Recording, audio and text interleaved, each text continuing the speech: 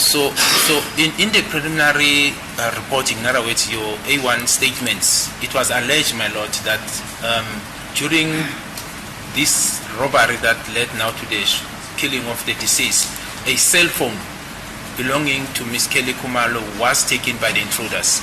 I was able to establish a specific number that was taken, my lord, because she had two cell phones that were disclosed according to the docket. So there was a 082 number, I think it's 703, I forgot the last four numbers, that was not taken. Then the 072 is the one that was alleged to have been taken by the perpetrators.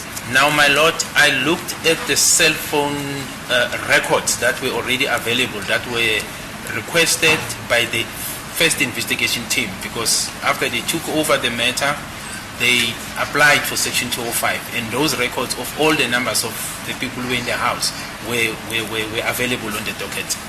What one could establish, what I could establish, my lord, is that before the incident took place, you can place all the cell phones, including this particular one that was alleged to be taken, on that one tower. In other words, the people who were in the house, inclusive of the alleged stolen phone, was under one tower, so they were at the crime scene.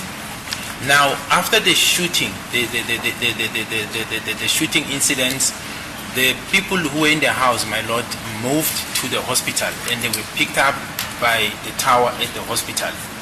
And that is in line with their statements that I was reading in the docket, my lord. However, the alleged robbed phone takes a different direction, and when they were sitting at the hospital, the tower was the robbed cell phone was picking up a different tower at Moleleki section.